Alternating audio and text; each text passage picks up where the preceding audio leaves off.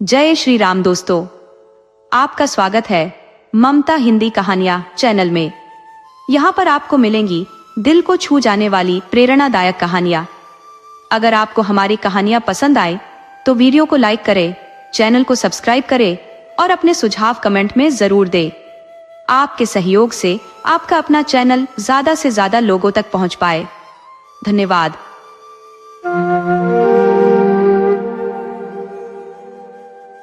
पहाड़ों के मध्य एक अत्यंत संकीर्ण रास्ता था। आकाश में काले बादलों और घने कुहासों ने दिन को अंधेरी रात में परिवर्तित कर दिया था। बिजली की गड़गड़ाहट और चमक से वातावरण भयभीत कर देने वाला प्रतीत हो रहा था। इसी बीच 3 व्यक्ति पहाड़ी की खड़ी ढलानों को पार करते हुए घाटी की ओर अग्रसर थे।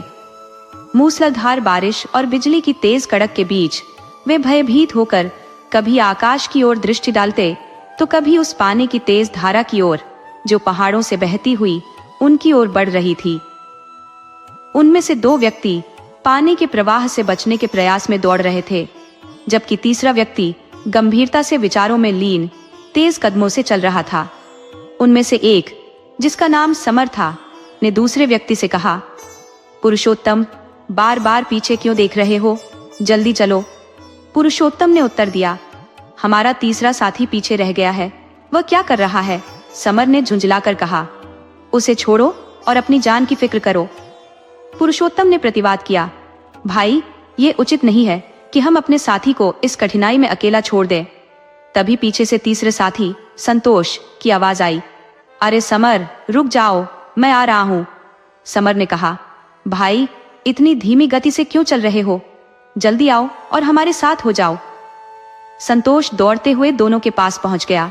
समर ने सुझाव दिया, मुझे लगता है कि हमें यहीं रुककर बारिश रुकने का इंतजार करना चाहिए। पुरुषोत्तम ने असहमति जताते हुए कहा, क्या तुम चाहते हो कि ऊपर से आता पानी का सैलाब हमें बहा ले जाए? यह विचार हमें मुसीबत में डाल देगा। संतोष ने बीच में हस्तक्षेप करते हुए कहा, हमें इस पानी के बहाव से बचने का कोई उपाय खोजना होगा। समर ने पूछा, तो फिर बताओ, तुम्हारे पास क्या योजना है? संतोष ने उत्तर दिया, मुझे लगता है कि हमें पहाड़ की किसी गुफा में शरण लेनी चाहिए। समर ने चिंता जताते हुए कहा, क्या तुम्हें सुनाई नहीं दे रहा कि पानी की तेज धारा किस तरह हमारी ओर बढ़ रही है? वे तीनों गुफा के पास पहुंचे। संतोष ने कहा, यहाँ पास की चट्टान भी खिसक रही है। अगर यह गिरी तो गुफा का मुंह बंद हो जाएगा और हम जीवित ही भीतर फंस जाएंगे। समर ने आश्वासन देते हुए कहा, यह चट्टान सदियों से यहीं खड़ी है, इसे आज ही गिरना होगा। इसकी क्या गारंटी है? संतोष ने गंभीर स्वर में कहा, लेकिन अगर गुफा का मुंह बंद हो गया तो हम मर ही जाएंगे। समर ने हल्के फुल्के अंदाज में कहा, अगर ऐसा हुआ तो यह हमारी नियति होगी, डरने से कोई फायदा नहीं। बारिश और आसमान की गर्जना के बीच उनका संघर्ष जारी रहा, लेकिन निर्णय लेना उनके लिए अत्यंत चुनौतीपूर्ण था। पुरुषोत्तम ने गहरी सांस लेते हुए कहा, अब यह सोचने का समय नहीं है कि क्या सही है और क्या गलत। जान बचाने का प्रयास ही प्राथमिकता होनी चाहिए। ईश्वर का स्मरण करो और इस गुफा में शरण ले लो। जो भी होगा वही हमारी किस्मत है। उनके ये शब्द जैसे किसी घातक खतरे की ओर दौड़ने का संकेत बन गए। तीनों तेजी से भागते हुए गुफा के अंदर दाखिल हो गए। गुफा के प्रवेश द्वार से हल्की रोशनी भीतर झांक रही थी, लेकिन बाहर पानी की गर्जना और खतरनाक प्रवाह की आवाज तेजी से बढ़ रही थी। समर ने राहत की सांस लेते हुए कहा, यही अच्छा हुआ कि हम समय पर गुफा में आ गए। बाहर होते तो पानी की प्रचंड लहरों में डूबकर जीवन समाप्त हो जाता। संतोष ने चिंतित स्वर में कहा, लेकिन अगर यह विशाल चट्टान गुफा के मुंह पर गिर गई तो क्या होगा? समर ने हंसी में टालते हुए कहा, तो तुम्हारी आशंका को सटीक मान लिया जाएगा। पुरुषोत्तम ने चिड़चिड़ाते हुए कहा, भाई, यह वक्त मजाक का नहीं है। शांत रहो और भगवान से प्रार्थना करो कि हम सुरक्षित रहे। अचानक गुफा के प्रवेश द्वार से एक कंपन और थरथराहट की आवाज सुनाई दी। संतोष भयभीत होकर चिल्ला पड़ा, हे ईश्वर, ये क्या हो रहा है? लगता है कि चट्टान खिसक रही है। और वही हुआ जिसका डर था। चट्टान गुफा के मुंह पर लुढ़क गई और गुफा का प्रवेश द्वार पूरी तरह से बंद हो गया। गुफा में घुप अंधेरा छा गया। संतोष ने चीखते हुए कहा, हे भगवान, ये क्या हुआ? अब यह अंधेरा क्यों छा गया? वे तीनों मित्र अब गुफा में कैद हो चुके थे। संतोष ने गुस्से में समर से कहा, मैंने पहले ही कहा था कि यह चट्टान गिर सकती है। तुम्हारी खराब सलाह की वजह से हम सब फंस गए। अब बताओ, क्या योजना है? समर ने रुखाई से उत्तर दिया, अगर यही हाल रहा तो हमारी मौत सुनिश्चित है, लेकिन इसमें मेरा क्या दोष है? ये सब तुम्हारी नकारात्मक बातों की वजह से हुआ। तुमने कहा था कि चट्टान गिर सकती है और देखो वैसा ही हुआ। संतोष ने पलटकर कहा, तो क्या मेरे कहने से ऐसा हुआ? क्या मेरी बातों ने चट्टान को गिरा दिया? समर ने चढ़कर जवाब दिया, और क्या यह मेरी वजह से हुआ है? पुरुषोत्तम ने दोनों को शांत करने की कोशिश की। भाई, यह वक्त झगड़ने का नहीं है। मुझे तो लगता है कि तुम्हारी इस बहस की वजह से ही हम इस मुश्किल में फंसे हैं। अब तकरार बंद करो और इस स्थिति से निकलने का उपाय सोचो। संतोष ने चट्टान की ओर बढ़कर उसे धक्का देने की कोशिश शुरू कर दी। उसने अपने दोनों साथियों को भी मदद के लिए पुकारा, आओ मिलकर इस चट्टान को धक्का लगाएं। हो सकता है कि हम गुफा का मुंह खोलने में कामयाब हो जाएं। अब तीनों अपनी पूरी ताकत लगाकर उस चट्टान को हटाने की कोशिश करने लगे। उनके संघर्ष और किस्मत की यह परीक्षा अपने अंतिम मोड़ पर थी। समर ने गहरी सांस लेते हुए कहा, भाई, यह मजाक नहीं है। चाहे हम 3 नहीं 100 लोग भी इकट्ठे हो जाएं, तब भी इस विशाल चट्टान को अपनी जगह से खिसकाना असंभव है। पुरुषोत्तम ने गंभीर स्वर में कहा, संतोष, समर, दोनों मेरे पास आओ। चलो कुछ देर ठंडे दिमाग से सोचते हैं। शायद इस मुश्किल से निकलने का कोई उपाय मिल जाए। तीनों कुछ देर तक गुफा की ठंडी और डरावनी खामोशी में बैठ गए। तभी एक गहरी और गरजती आवाज गुफा की गहराइयों से गूंजी, सुनो, हे मनुष्यों, यह गुफा मेरा निवास है। उस अप्रत्याशित आवाज से वे तीनों सिहर उठे। समर ने साहस बटोरते हुए पूछा, तुम कौन हो? हमें दिखाई क्यों नहीं देते? फिर से वही गूंजती आवाज सुनाई दी, मैं तुम्हें दिखाई नहीं दूंगा। मैं इस गुफा का स्वामी और एक नेक दिल फरिश्ता हूं। तुम लोग मेरी अनुमति के बिना इस स्थान से बाहर नहीं जा सकते। समर ने थोड़ा संयम रखते हुए पूछा, तो कृपया हमें बताओ, इस गुफा से बाहर निकलने के लिए हमें क्या करना होगा? उस गूंजती आवाज ने उत्तर दिया, तुम्हें तभी बाहर निकलने दिया जाएगा अगर तुम तीनों ने अपने जीवन में कभी कोई सच्चा और नेक काम किया हो। अगर ऐसा कोई वाकया तुम्हारी जिंदगी में घटित हुआ हो तो मुझे सुनाओ, लेकिन ध्यान रहे, झूठ बोलने की कोशिश मत करना। झूठ बोलोगे तो तुम हमेशा के लिए इस गुफा में बंद हो जाओगे। उस अनजानी शक्ति के कठोर शब्दों ने तीनों दोस्तों को असमंजस में डाल दिया। वे भयभीत और हताश महसूस कर रहे थे। पुरुषोत्तम ने कहा, समर भाई, तुम हमेशा से एक ईमानदार और भले इंसान रहे हो। मुझे यकीन है कि तुम्हारे जीवन में कोई न कोई ऐसा प्रसंग जरूर होगा जब तुमने नेकी का काम किया होगा। सबसे पहले तुम ही अपनी कहानी सुनाओ। समर ने गहरी नजरों से अपने दोस्तों को देखा और भारी आवाज में कहा, भाई, भगवान ही जानता है कि कौन नेक है, लेकिन मैं खुद को गुनाहगार समझता हूँ। मेरे पास तो केवल एक बात है जिसे मैं नेकी का काम मानता हूँ। मैंने अपने बूढ़े माता पिता के साथ हमेशा अच्छा व्यवहार किया है, उनका सम्मान किया, उनकी देखभाल की, और मेरे ख्याल से वृद्ध माता पिता से अच्छा व्यवहार करने से बड़ा कोई नेकी का काम नहीं हो सकता। तीनों दोस्त उस पल के भार को महसूस कर रहे थे जब उनकी ईमानदारी और उनके कर्मों की सच्चाई पर फैसला होने वाला था। मेरी दिनचर्या का हिस्सा था कि मैं प्रतिदिन बकरियां चराने जंगल की ओर निकल जाता और सांझ ढलते ही घर लौट आता। घर पहुंचकर सबसे पहले बकरियों का दूध निकालता और अपने वृद्ध माता पिता को पिलाता। इसके बाद बचा हुआ दूध अपनी पत्नी और बच्चों को देता। एक दिन की बात है, बकरियों को चराते चराते मैं बहुत दूर चला गया। जब देर रात घर पहुंचा तो देखा कि मेरी पत्नी भूख से बेहाल हो चुकी थी। हाथों में दूध का प्याला लिए मैं खड़ा था। मेरी पत्नी ने परेशान होकर पूछा, आज आप कहाँ चले गए थे?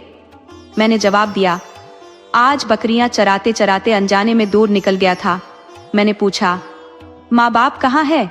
पत्नी ने कहा, वे तो आपका इंतजार करते करते सो गए। ये सुनकर मैं व्यथित हो उठा। मैंने कहा, यह तो अत्यंत दुखद है कि वे बिना कुछ खाए ही सो गए। मेरी पत्नी ने कहा, दूध मुझे दे दीजिए, बच्चों की हालत खराब हो रही है, वे रो रो कर बेहाल हो गए हैं। मैंने जवाब दिया, हे ईश्वर, माता पिता को दूध पिलाए बिना मैं इसे किसी और को नहीं दूंगा।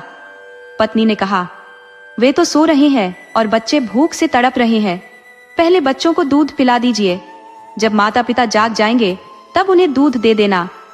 मैंने दृढ़ स्वर में कहा, नहीं, मैं ऐसा नहीं कर सकता। पत्नी ने सुझाव दिया, तो उन्हें जगाकर दूध पिला दो। मैंने उत्तर दिया, मैं उनकी नींद क्यों खराब करूं? पत्नी ने कहा, तो अब आप क्या करने वाले हैं? मैंने ठान लिया, मैं यहीं खड़ा रहूंगा, जब तक वे स्वयं नहीं जागेंगे तब तक इंतजार करूंगा, और जब वे जागेंगे तो ये दूध उन्हें पिला दूंगा। पत्नी ने चिंतित होकर कहा, लेकिन बच्चों का क्या होगा? मैंने कहा, तुम उन्हें बहला लो ताकि वे कुछ देर के लिए सो जाएं। रात भर मैं हाथों में दूध का प्याला ले खड़ा रहा। सुबह होने पर मेरे माता पिता जागे। मैंने सबसे पहले उन्हें दूध पिलाया, उसके बाद बच्चों को दूध दिया। मेरी पत्नी ने आंसू भरी आंखों से कहा, आपकी ऐसी सेवा और त्याग मैंने न कभी सुनी और न ही देखी। ये वास्तव में एक अत्यंत नेक कार्य है। ये सुनते ही पुरुषोत्तम और संतोष की आंखों में भी आंसू आ गए। उन्होंने ईश्वर से प्रार्थना की, हे परमात्मा, कृपा करके हमें इस कठिनाई से बाहर निकालो। तभी समर ने उत्साहित होकर कहा, पुरुषोत्तम, देखो, चट्टान थोड़ी खिसक गई है। रोशनी की एक हल्की किरण अंदर झांक रही थी। पुरुषोत्तम ने कहा, हे ईश्वर, आपकी कृपा के लिए धन्यवाद, लेकिन अभी भी यह दरार इतनी संकरी है कि हम बाहर नहीं निकल सकते। मेरे प्रिय मित्रों, अब तुम्हारी बारी है। तुम भी अपने जीवन से ऐसा कोई प्रसंग याद करो जिसमें तुमने कोई नेक काम किया हो। ऐसा किस्सा सुनाओ जो भलाई से जुड़ा हो। मेरे भाई, मैंने जीवन में कोई बड़ा परोपकार नहीं किया, लेकिन पुरुषोत्तम ने कहा, छोटी सी भलाई को भी कम मत समझो। कोई भी घटना हो उसे याद करो। हाँ, मुझे एक बात याद आ रही है। हालांकि यह भलाई का काम नहीं था, लेकिन बुराई से बचने का जरूर था। मुझे इसे बताने में झिझक हो रही है। पुरुषोत्तम ने कहा, भाई, तुम यह नहीं समझते कि बुराई से बचना भी अपने आप में एक नेक काम है। इसमें शर्म कैसी? मैंने उत्तर दिया, इस घटना को बताने से किसी महिला की इज्जत पर आंच आ सकती है। पुरुषोत्तम ने दृढ़ता से कहा, हम तुम्हें वचन देते हैं कि यह किस्सा कभी किसी और के सामने नहीं आएगा। हमारे गांव में एक लड़की थी जिसे मैं दिल से प्रेम करता था, मगर मेरी गरीबी के कारण हमारी शादी नहीं हो सकी। हालांकि मेरे मन में उसके लिए स्नेह कभी कम नहीं हुआ। उसको पाने की उम्मीद में मैंने जी तोड़ मेहनत शुरू की और धीरे धीरे काफी धन भी एकत्रित कर लिया। लेकिन तब तक उसकी शादी किसी और जगह हो चुकी थी। शादी के बाद भी मेरे दिल में उसकी यादें बसी रही। फिर एक दिन उसका पति गंभीर रूप से बीमार हो गया। लंबे समय तक बीमार रहने के कारण उनका घर आर्थिक संकट में आ गया। एक दिन वह लड़की मेरी चौखट पर सहायता मांगने आई। उसने कहा, मेरे घर की हालत बहुत खराब है, मुझे कुछ धन की आवश्यकता है ताकि मैं अपने पति का इलाज करवा सकूं और घर चला सकूं। मैंने कहा, बताओ, तुम्हें कितने धन की आवश्यकता है? वह बोली, 50 अशर्फियों की। मैंने मुस्कुराते हुए कहा, 50 क्यों? मैं तुम्हें 100 अशर्फियां देने को तैयार हूं। ये लो अशर्फियों की थैली। उसने वह थैली थाम ली और कहा, भगवान करे आपका घर खुशियों से भर जाए। ईश्वर आपकी इस भलाई का प्रतिफल जरूर देंगे। अब इस धन से मेरे पति का इलाज अच्छे से हो सकेगा। ये कहते हुए उसकी आंखों में कृतज्ञता के आंसू थे और मेरा दिल इस बात से संतुष्ट था कि मैंने उसकी मदद की, बिना किसी स्वार्थ के। मैंने कहा, सुनो, तुम मेरे सामने अपने पति का उल्लेख मत करो। बस इन अशर्फियों के बदले आज की रात यहीं रुक जाओ। ये रात मेरे साथ बिताओ और फिर सुबह जाकर ये धन अपने पति को दे देना। लड़की ने कहा, अगर मैंने ऐसा किया तो मेरे पति इस धन को कभी स्वीकार नहीं करेंगे। उनके लिए मर जाना स्वीकार्य होगा, लेकिन मेरा यह कदम नहीं। यह अशर्फियों की थैली तुम अपने पास ही रख लो। इससे बेहतर यह होगा कि मेरा पति बिना इलाज के ही मर जाए। उसकी बात सुनते ही ऐसा लगा जैसे किसी ने मेरे हृदय पर तीखा प्रहार किया हो। मैं सोचने लगा, हे ईश्वर, ये गरीब लड़की मरने के लिए तैयार है, लेकिन अपनी इज्जत पर आंच नहीं आने देती। क्या मैं इतना निर्दयी और स्वार्थी हो सकता हूँ? यह विचार आते ही मैंने उस लड़की से कहा, तुम यह अशर्फियों की थैली ले जाओ, मुझे इसके बदले में कुछ भी नहीं चाहिए, मैं तुम्हारे कपड़ों तक को छूने की सोच भी नहीं सकता। वह लड़की ईश्वर और मुझे धन्यवाद देती हुई वहां से चली गई। उस दिन मैं एक बड़ा पाप करने से बच गया। मैंने मन ही मन ईश्वर का धन्यवाद किया। पुरुषोत्तम ने कहा, समर, जरा देखो, चट्टान थोड़ी और खिसक गई है, अब तो आसमान भी दिखाई देने लगा है, लेकिन फिर भी हम बाहर नहीं निकल सकते क्योंकि जगह अभी भी संकीर्ण है। भगवान करे कि चट्टान और सरक जाए। अब तुम्हारी बारी है। हाँ, मुझे एक नेक काम याद आ रहा है, मैंने कहा, लेकिन उस समय मैंने निश्चय किया था कि मैं इस घटना को किसी से साझा नहीं करूंगा। ऐसा मत करो भाई, तुम देख नहीं रहे कि हम कितनी कठिन परिस्थिति में फंसे हैं। अगर तुमने वह नेक काम नहीं बताया तो हम यहीं फंसे रह जाएंगे। मेरे पास मेरे पूर्वजों की जमीन के साथ साथ मेरा खुद का संपन्न व्यापार भी था। मैं अपना सारा समय व्यापार में लगाता, जबकि खेतों का काम मजदूरों पर छोड़ दिया करता। हर शाम जब मजदूरों का दिन खत्म होता तो मैं उन्हें उनकी मजदूरी देकर विदा कर देता। लेकिन एक दिन मैंने गुस्से में आकर एक मजदूर को डांट दिया। वह बिना मजदूरी लिए चला गया। बाद में मुझे अपने व्यवहार पर गहरा पछतावा हुआ। मैं उस मजदूर को ढूंढने निकला, लेकिन वह मुझे कहीं नहीं मिला। मैंने उसकी मजदूरी को अपने व्यापार की पूंजी में मिला दिया, ये सोचते हुए कि कभी वह मजदूर मिले तो उसकी रकम उसे लौटा दूंगा। ईश्वर की कृपा देखो, जब मैंने उस मजदूर की मजदूरी अपने व्यापार में लगाई तो व्यापार ने अप्रत्याशित प्रगति की। धन दौलत में इतनी बढ़ोतरी हुई कि वह मजदूर की राशि भी कई गुना बढ़ गई। कुछ वर्षों बाद उसी मजदूर पर संकट आ पड़ा। वह खुद अपनी मजदूरी मांगने मेरे पास आया। उसका नाम रामदीन था। उसने कहा, सेठ जी, क्या आप मुझे पहचानते हैं? मैंने उत्तर दिया, हाँ, तुम रामदीन हो। तुम्हारा नाम मुझे अब तक याद है। इतने वर्षों तक तुम कहाँ थे? मैंने तुम्हें बहुत ढूंढा। रामदीन ने जवाब दिया, सेठ जी, मेरी मजदूरी लौटा दीजिए। मैं विपत्ति का मारा आपके पास आया हूँ। इतनी देर से आने में मुझे झिझक महसूस हो रही थी, लेकिन मेरी परेशानी ने मुझे विवश कर दिया। मैंने कहा, रामदीन, तुम इन बकरियों और भेड़ों को देख रहे हो? रामदीन ने सिर उठाकर देखा और कहा, हाँ सेठ जी, आप तो अब बड़े अमीर हो गए हैं। मैंने कहा, रामदीन, यह सब अब तुम्हारा है। ये तुम्हारी ही अमानत थी जिसे मैंने संभाल कर रखा और व्यापार में लगाया। इनसे खरीदी गई ये सारी बकरियां, भेड़ें और गायें तुम्हारी ही हैं। रामदीन अविश्वास से बोला, सेठ जी, आप मजाक क्यों कर रहे हैं? मेरी हालत इतनी खराब है कि मजाक सहने की ताकत भी नहीं है।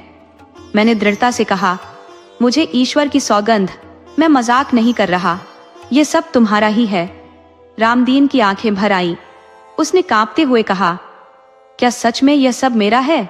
मैंने उत्तर दिया, हाँ, ये सब कुछ तुम्हारा है। तुम्हारी वही मजदूरी थी जो मैंने व्यापार में लगाई। इससे जो भी संपत्ति बनी वह तुम्हारी ही है। अब इसे लेकर जाओ और अपनी स्थिति सुधारो। रामदीन ने आंसुओं भरी आंखों से कहा, सेठ जी, आप कितने बड़े दिल वाले हैं। कृपा करके इसमें से आधा हिस्सा अपने पास रख लीजिए। मैंने दृढ़ता से मना करते हुए कहा, रामदीन, यह सब तुम्हारा है। मैं तुम्हारी अमानत का हकदार नहीं हूँ। अब इन्हें ले जाओ और अपनी जिंदगी बेहतर बनाओ। रामदीन अपनी भेड़ बकरियां और गाय लेकर चला गया।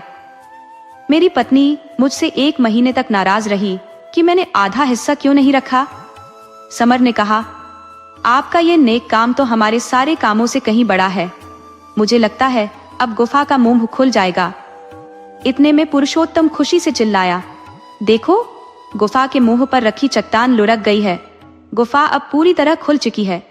बारिश थम चुकी थी। मौसम साफ हो गया था। तीनों दोस्त गुफा से बाहर आए और गांव की ओर लौट पड़े। वे मन ही मन ठान चुके थे कि अपनी शेष जिंदगी भी भलाई के कार्यों में ही लगाएंगे। दोस्तों, आपको कहानी कैसी लगी? अपने सुझाव कमेंट करना न भूले। तो चलिए आज की अगली कहानी शुरू करते हैं।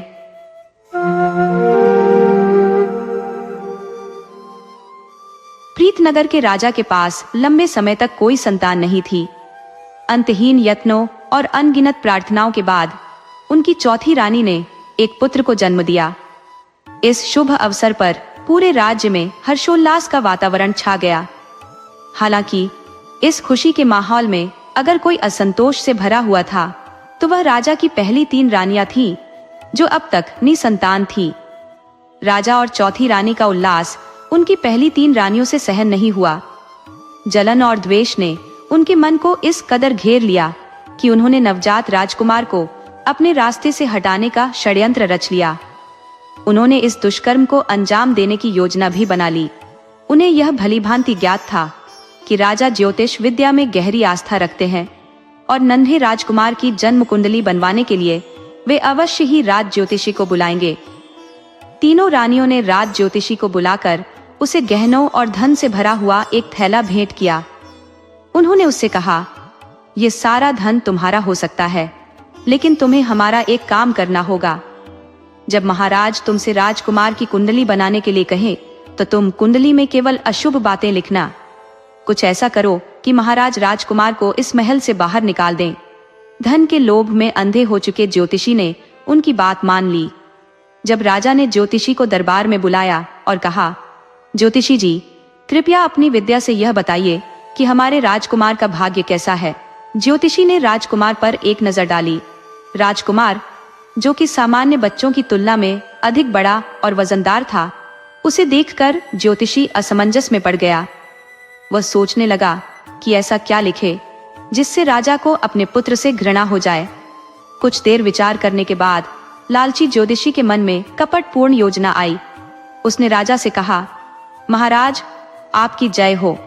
मैंने राजकुमार के भाग्य का अध्ययन किया है, लेकिन इसमें कोई भी शुभ समाचार नहीं है जिसे मैं आपको बता सकूं। राजा ने आश्चर्यचकित होकर कहा, ज्योतिषी, जो भी कहना चाहते हो निडर होकर कहो। हम राजकुमार के भाग्य के बारे में जानने को उत्सुक हैं। ज्योतिषी ने चेहरे पर एक शातिर मुस्कान लाई और बोला, महाराज, राजकुमार बड़ा होकर साहसी और शक्तिशाली तो होगा, लेकिन साथ ही वह अत्यधिक अहंकारी भी बन जाएगा। आप चाहें तो अभी उसे गोद में उठाकर देख सकते हैं कि वह सामान्य बच्चों से कहीं अधिक बड़ा और भारी है। राजा ने जब नन्हे राजकुमार को अपनी गोद में उठाया तो उसे ज्योतिषी की बातों में सच्चाई नजर आई। अपने भीतर उमड़ते आवेगों को थामते हुए राजा ने ज्योतिषी से कहा, यह तो कोई इतनी गंभीर बात नहीं जिसे लेकर तुम इतना संकोच कर रहे हो। ज्योतिषी ने फिर एक ठंडी सांस ली और अपनी बात आगे बढ़ाई। महाराज, चिंता की बात अभी बाकी है। जब राजकुमार बड़ा होगा और उसे अपनी शक्ति का भान होगा, तब वह आपकी बातों को अनसुना कर देगा। वह विद्रोही हो जाएगा। राजा की भौहें सिकुड़ गई। उन्होंने गंभीर स्वर में पूछा, तुम्हारा क्या अभिप्राय है? ज्योतिषी ने अपनी चालाकी छिपाते हुए कहा, हुजूर, राजकुमार सिंहासन के मोह में आपकी जान का खतरा बन जाएगा। और इतना कहते कहते वह रुक गया। राजा का धैर्य जवाब दे गया। उन्होंने उसे चुप रहने का आदेश दिया और गरजते हुए कहा, अब और कुछ कहने की आवश्यकता नहीं। राजकुमार को तुरंत मौत के घाट उतार दिया जाए। ये सुनकर पर्दे के पीछे खड़ी राजकुमार की मां हड़बड़ाकर सामने आ गई। वह राजा के चरणों में गिर पड़ी और आंसुओं से भरी आंखों के साथ अपने पुत्र की जान की भीख मांगने लगी। राजा, जो भीतर से द्वंद्व में था, ने अंततः बच्चे की जान बख्शने का निर्णय लिया, लेकिन उसे अपने राज्य में रखने का विचार अस्वीकार्य था। उन्होंने सैनिकों को आदेश दिया, इस बालक को राज्य की सीमाओं से बाहर ले जाकर छोड़ दो। उसे जंगल में, जहां जंगली पशु विचरण करते हैं, अकेला छोड़ दिया जाए। रानी का दिल टूट गया। वह रोती बिलखती अपने कक्ष में लौट गई। अगली सुबह सैनिक राजकुमार को कपड़े में लपेटकर राज्य की सीमा के बाहर एक घने जंगल में ले गए। उन्होंने उसे एक पेड़ के नीचे छोड़ दिया और वापस लौट आए। शुरुआत में वह बालक चुपचाप लेटा रहा, लेकिन जब भूख से तड़पने लगा तो रोने लगा। उसी समय पास से गुजरते एक चरवाहे ने बच्चे की आवाज सुनी। वह अपनी भेड़ बकरियों को चराते हुए वहां आया था। आवाज की दिशा में बढ़ते हुए वह जल्दी ही उस स्थान पर पहुंच गया। चरवाही ने जब देखा कि चादर में लिपटा एक सुंदर बालक वहां पड़ा है, तो उसने उसे अपनी गोद में उठा लिया। बालक भूख से व्याकुल था। चरवाहे ने तुरंत उसे बकरी का दूध पिलाया। दोपहर होते होते वह बच्चे को अपने घर ले आया। उसकी पत्नी ने जब इस बालक को देखा तो वह आनंद से भर उठी। चरवाही ने उसे पूरी घटना सुनाई। पत्नी ने ध्यान दिया कि बालक ने बहुत कीमती वस्त्र पहन रखे हैं। चरवाही ने बच्चे के कीमती वस्त्र उतारकर उसे साधारण कपड़े पहनाए ताकि उसकी वास्तविक पहचान किसी को भी संदेह में न डाल सके।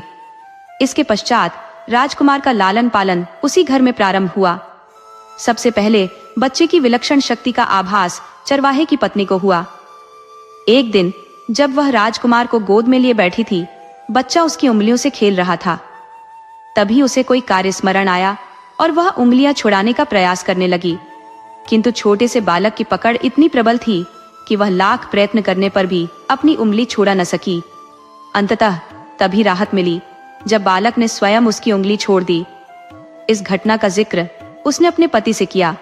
चरवाहा हंसते हुए बोला, भाग्यवान, ये कोई सामान्य बालक नहीं है, तुम्हें इसका विशेष ध्यान रखना होगा। इसे सिखाओ कि सच्ची वीरता गुस्से पर नियंत्रण में निहित है। पत्नी ने सहमति जताई और कहा, यह अभी छोटा है, जब बड़ा होगा तब उसे यह सब सिखा दूंगी। ज्यों-ज्यों राजकुमार बड़ा होता गया, उसकी अद्वितीय शक्ति और भी प्रखर होती गई।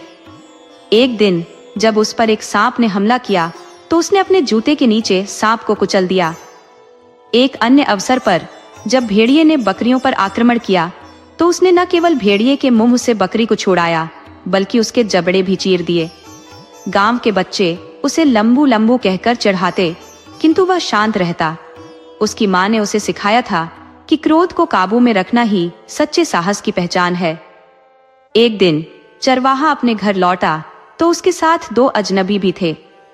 वे देखने में बलिष्ठ और योद्धा जैसे प्रतीत हो रहे थे। उनके पास चमचमाती तलवारें थीं जो उनकी युद्ध कला में पारंगत होने का संकेत देती थी। इन आगंतुकों का सत्कार बड़े ही आदर के साथ किया गया। विदा के समय उनमें से एक ने चरवाहे से कहा, तुम्हारा पुत्र कोई साधारण बालक नहीं है, यह अनगढ़ हीरा है जिसे तराशा जाना चाहिए। हमारी सलाह मानो और इसे हमें सौंप दो। हम इसे युद्ध कला में निष्णात बनाएंगे। ये भविष्य में राजा की सेना में उच्च पद प्राप्त कर सकता है। चरवाहे को उनकी बात सार्थक लगी। उसने उन्हें अनुमति दे दी। कुछ दिनों तक वे अजनबी वहीं रुके और उन्होंने राजकुमार को तलवार चलाने, घुड़सवारी और अन्य युद्ध कला में दक्ष बना दिया। अल्प समय में ही राजकुमार ने यह सब कुशलता से सीख लिया। अब उन आगंतुकों ने विदा लेने का निश्चय किया। चरवाहे और उसकी पत्नी ने विचार विमर्श के बाद अपने पुत्र को उन यात्रियों के साथ जाने की अनुमति दे दी। वे भी आकांक्षा रखते थे कि उनका बेटा एक प्रतिष्ठित व्यक्ति बने। तीनों अपने अपने अश्वों पर आरूढ़ होकर यात्रा पर निकल पड़े। उनके सफर ने उन्हें राज्य की सीमा से परे पहुंचा दिया। दोपहर की तपिश बढ़ने पर उन्होंने विश्राम करने का निश्चय किया। जहां वे ठहरे वह स्थान एक राजसी उद्यान था, जहां राजा का महल निर्माणाधीन था। उद्यान में रंग बिरंगे पुष्प और विविध प्रजातियों के वृक्ष अपनी छटा बिखेर रहे थे। वे इस तथ्य से अनभिज्ञ थे कि यह स्थान राजमहल का हिस्सा था। उन्होंने अपने घोड़ों को एक विशाल वृक्ष के नीचे बांधा और छांव में लेटकर गहरी नींद में डूब गए।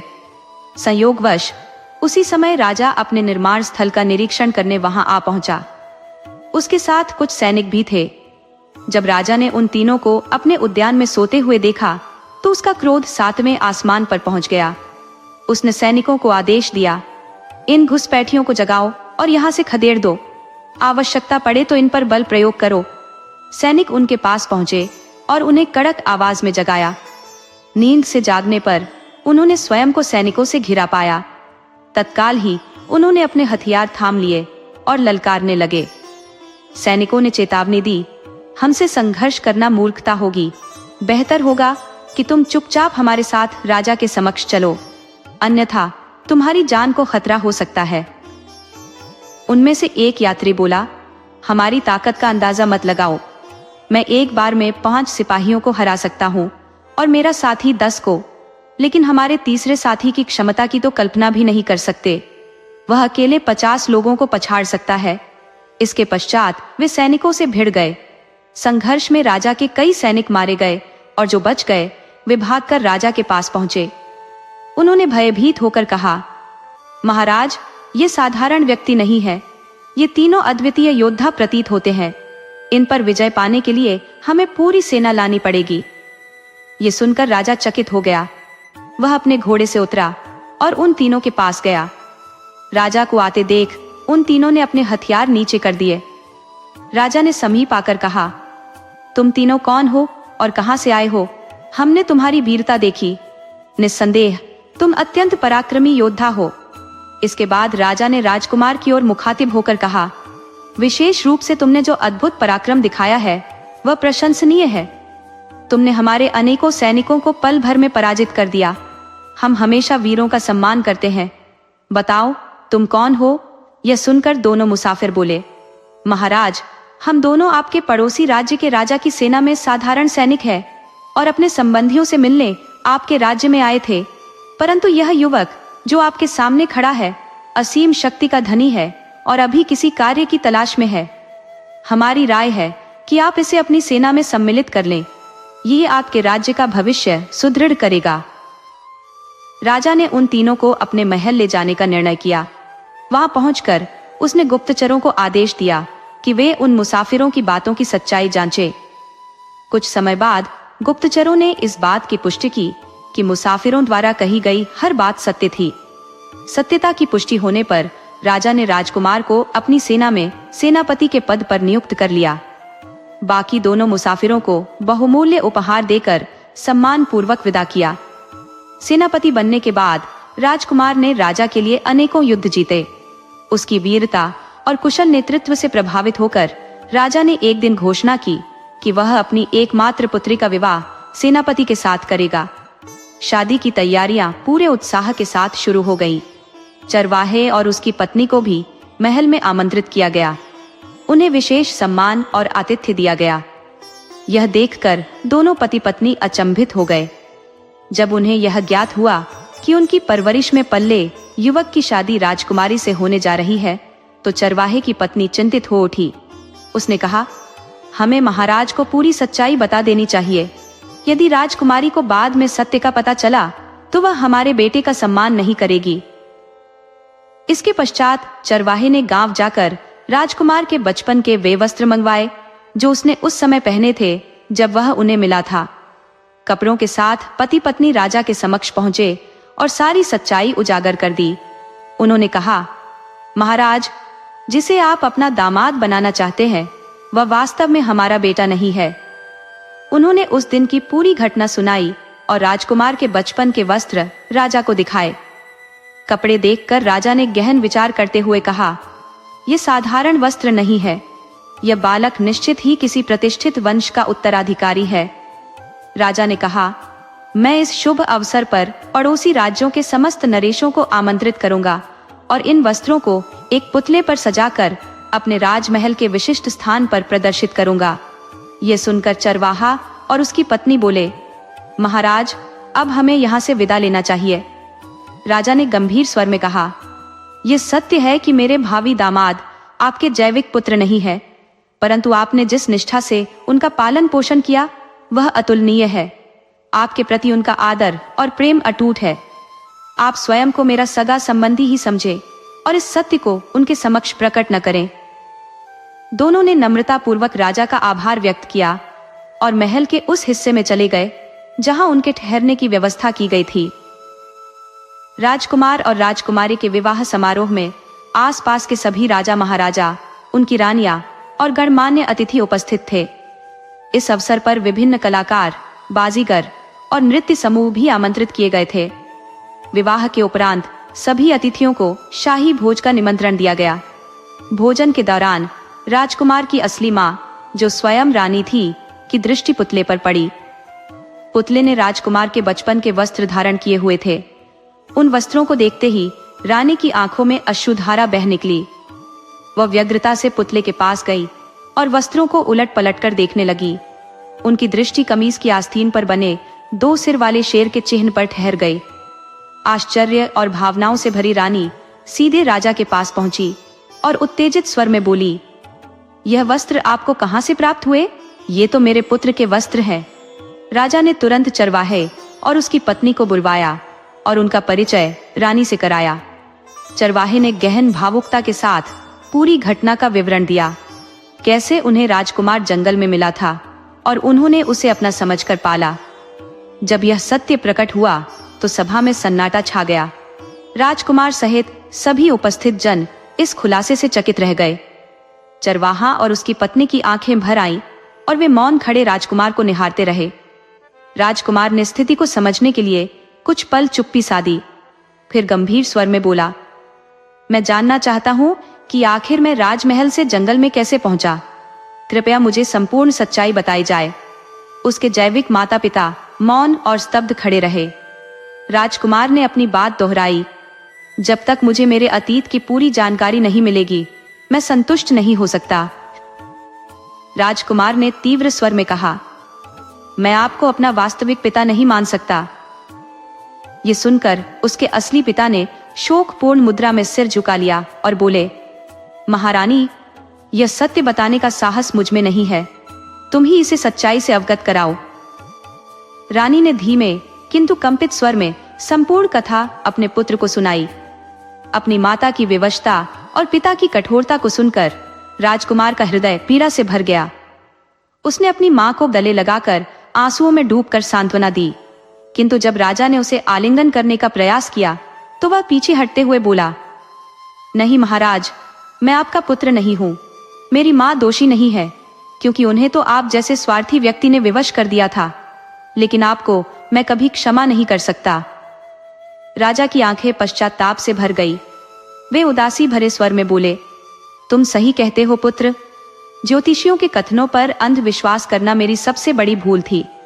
मुझे उस समय भगवान में विश्वास रखकर प्रार्थना करनी चाहिए थी, परंतु मैंने अपने पुत्र का भाग्य जानने की हठधर्मिता की। मैंने केवल तुम्हारा ही नहीं बल्कि परम पिता का भी अपमान किया। हे ईश्वर, मुझे क्षमा करें। इसके बाद उन्होंने रानी की ओर मुड़कर कहा, महारानी, तुम्हारा आभार व्यक्त करने के लिए मेरे पास शब्द नहीं है। तुमने समय रहते मुझे उस मासूम की हत्या से रोका, जिससे मैं एक बड़ा पाप करने से बच गया। आज मैं तुम्हारा सदा का ऋणी हो गया हूँ। फिर राजा ने अपने बेटे की ओर देखते हुए कहा, पुत्र, आज तुम्हें अपने समक्ष जीवित देखकर मैं ईश्वर का धन्यवाद करता हूँ।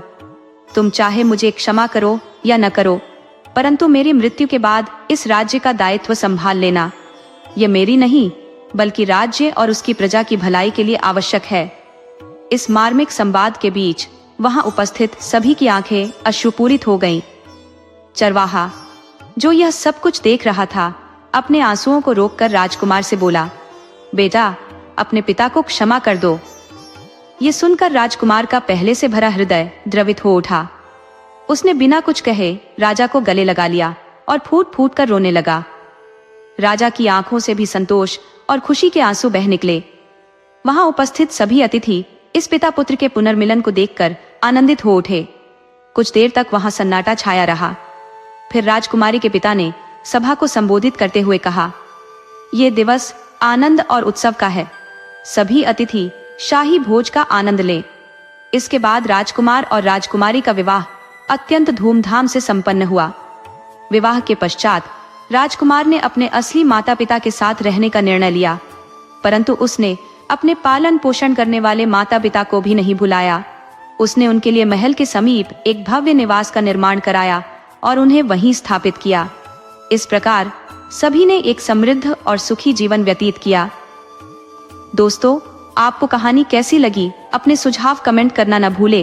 तो चलिए आज की अगली कहानी शुरू करते हैं।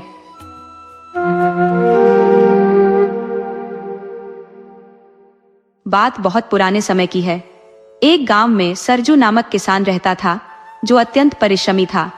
दिन रात वह अपने खेतों में हल चलाने और मेहनत करने में जुटा रहता, लेकिन उसकी आमदनी अत्यंत सीमित थी। उसके मन में एक बड़ी अभिलाषा थी कि उसके पास कुछ अशर्फियां हों, जिन्हें वह एक सुंदर थैली में सहेज कर रख सके और गर्व से कह सके कि यह उसकी कड़ी मेहनत का फल है। किंतु यह चाहना उसकी तकदीर में पूरी नहीं हो सकी। एक वर्ष ऐसा आया जब किस्मत ने उसकी मेहनत का साथ दिया। उसकी फसल शानदार हुई और इसे बेचने पर उसे अच्छी खासी आमदनी हुई। उसे लगा कि शायद अब उसका सपना सच हो जाएगा। साल के अंत में जब उसने हिसाब किताब किया तो पाया कि उसके पास कुल 400 अशर्फियां बची हैं। वह अत्यंत प्रसन्न हुआ और इन अशर्फियों को सुरक्षित रखने के लिए एक सुंदर थैली सिलवाने का निश्चय किया। सरजू ने एक दर्जी के पास जाकर एक आकर्षक थैली सिलने का आदेश दिया। जब थैली तैयार हुई तो उसने सभी अशर्फियां उसमें रख दी और अपने घर में एक सुरक्षित कोने में थैली को छुपा दिया। अब उसकी दिनचर्या का हिस्सा यह बन गया कि वह रोज उन अशर्फियों को निकालता, गिनता और अपनी मेहनत पर गर्व करता। एक दिन जब वह अशर्फियां गिनते हुए खुशी मना रहा था तो उसके मन में विचार आया कि क्यों ना अपने रिश्तेदारों को दावत पर बुलाया जाए। उसने तुरंत थैली से कुछ अशर्फियां निकाली और अपनी जेब में रख ली। शेष अशर्फियां थैली में ही छोड़ दी। उसी समय उसके दरवाजे पर दस्तक हुई। सरजू यह सोचकर घबरा गया कि कोई उसे अशर्फियां गिनते हुए देख न ले। उसने जल्दी से पास रखे एक खाली मटके में थैली छुपा दी और दरवाजा खोला। सामने उसका दोस्त खड़ा था जो उसे किसी काम से बुलाने आया था। सरजू ने अपनी पत्नी को आवाज देकर कहा कि जब तक वह लौटे खाना तैयार रखना। सरजू और उसका दोस्त चले गए। सरजू की पत्नी ने खाना बनाना शुरू किया, लेकिन खाना पकाने के लिए उसे पानी की आवश्यकता हुई। संयोगवश उसी समय गांव का कसाई उनके घर के पास से गुजर रहा था। सरजू की पत्नी ने उसे पानी लाने के लिए आवाज दी और उसे वही मटका दे दिया जिसमें अशर्फियों की थैली छुपी थी। कसाई वास्तव में बाजार में बकरा खरीदने जा रहा था। मटका लेकर जब वह पानी भरने के लिए गया तो कुछ ही दूरी पर उसे मटके में कुछ भारीपन का एहसास हुआ। कसाई ने मटके के भीतर हाथ डालकर जो चीज बाहर निकाली वह अशर्फियों से भरी एक थैली थी। इन चमचमाती अशर्फियों को देखते ही उसकी आंखें चौंधिया गई और वह खुशी से झूम उठा। उसे महसूस हुआ कि बिना किसी प्रयास के आज उसकी किस्मत ने उसे इतनी बड़ी दौलत से नवाज दिया है।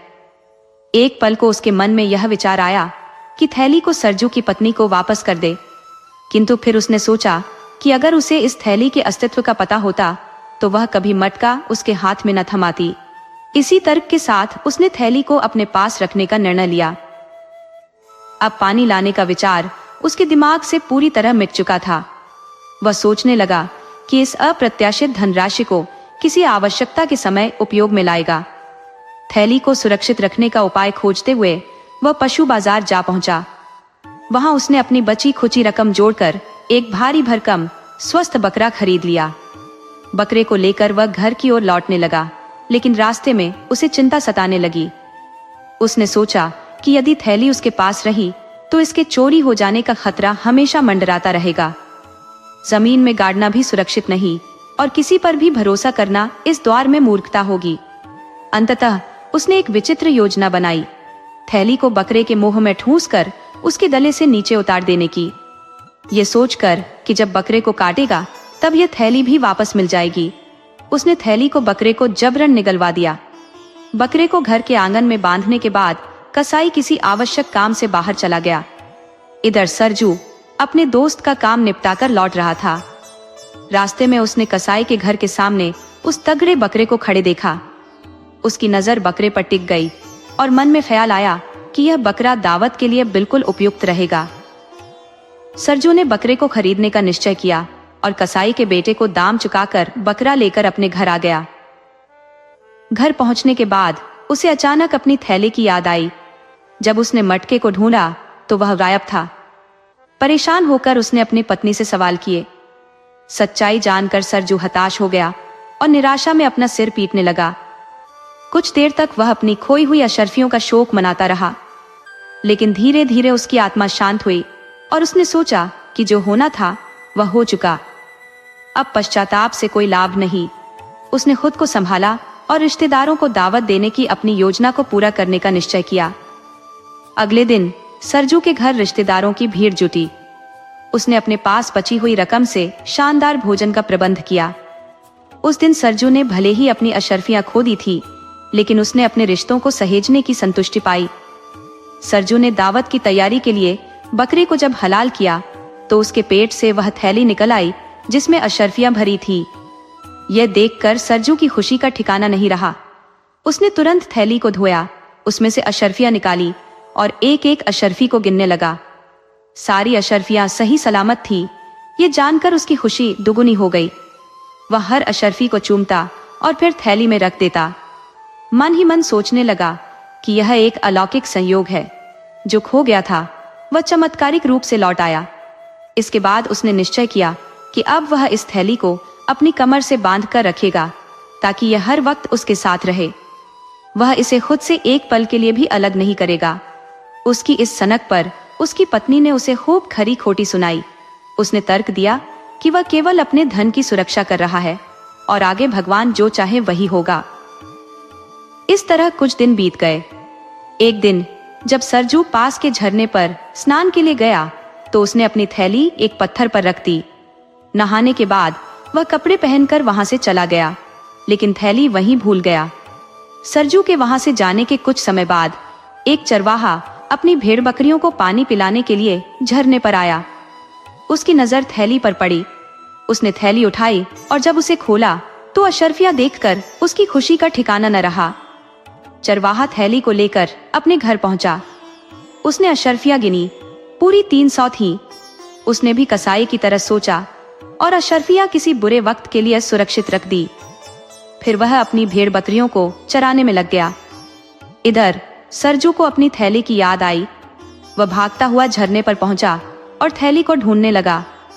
उसने हर कोना छान मारा, लेकिन थैली का कोई अता पता नहीं चला। अंततः वह निराश होकर रोता बिलखता अपने घर लौट आया। जब उसने अपनी पत्नी को यह बात बताई तो पत्नी ने उसे कड़ी फटकार लगाई। उसने कहा, तुम हर वक्त अशर्फियों को अपनी छाती से चिपकाए रखते थे, लेकिन घर और मेरी जरूरतों का कभी ख्याल नहीं किया, न ही इन अशर्फियों में से किसी गरीब को दान दिया।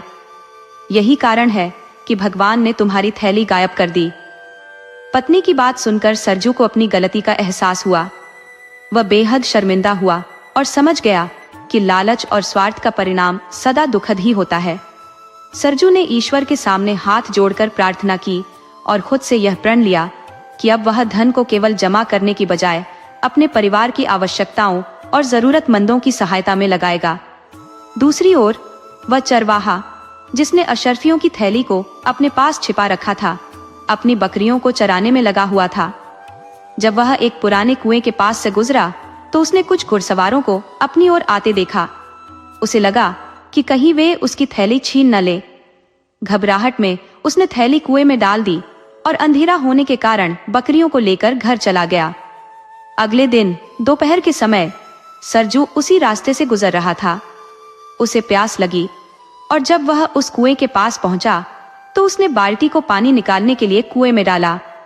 जब बाल्टी ऊपर आई तो उसमें पानी के साथ वही अशर्फियों की थैली भी थी। थैली को देखकर सरजू के चेहरे पर एक नई चमक आ गई। उसने खुद को संभालते हुए ईश्वर का बार बार धन्यवाद किया और थैली लेकर अपने घर लौट आया। घर पहुंचने के बाद सरजू ने अपनी पत्नी को सारा किस्सा सुनाया। जब उसने अशर्फिया गिनी तो पाया कि वे पूरी 300 थी। जितना धन उसने खोया था उतना ही वापस मिल गया। उसने अपने वादे को याद करते हुए तय किया कि वह इस धन को सही तरीके से उपयोग करेगा। उसने 200 अशर्फिया परिवार की जरूरतों और गरीबों की सहायता में खर्च कर दी। उधर जब चरवाहा वापस कुएं में अपनी थैली लेने गया तो उसे वहां कुछ नहीं मिला। ये देखकर वह निराशा में डूब गया। धीरे धीरे उसका यह दुख और गहरा होता गया और वह दिन रात इसी चिंता में घुलने लगा।